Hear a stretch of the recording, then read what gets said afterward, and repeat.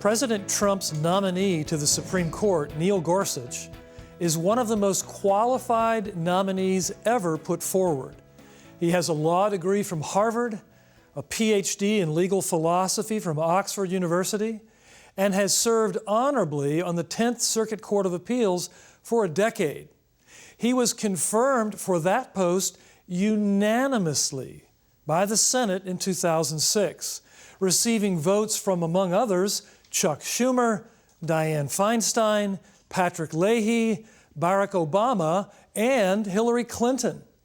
Now, some would have you believe that Judge Gorsuch is the most frightening, unqualified candidate ever nominated. Nancy Pelosi characterized the Gorsuch nomination just seconds after it was announced as a very hostile appointment.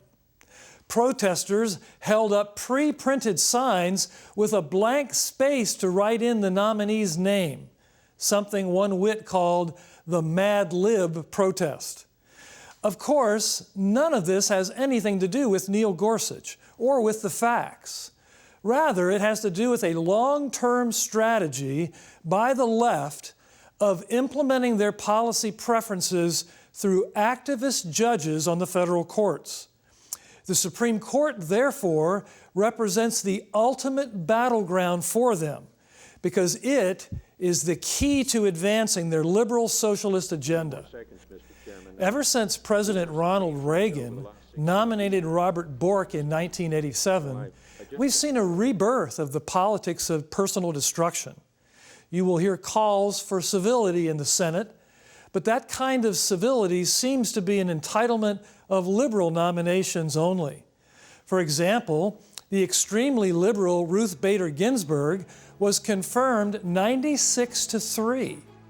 Another denizen of leftist judicial philosophy, Stephen Breyer, was confirmed 87-9. Meanwhile, constitutional conservative Robert Bork was voted down. Clarence Thomas was narrowly confirmed 52-48, and Samuel Alito couldn't even get 60 Senate votes. So remember, as you watch this process unfold, the manufactured outrage you are hearing is just that. It's a fabricated indignation designed to maintain the power and judicial activism of liberal socialists. And when you hear calls for conservatives to compromise, you are hearing a call that liberal socialists have manifestly never answered themselves. This is a crucial nomination, and the future of true freedom literally hangs in the balance.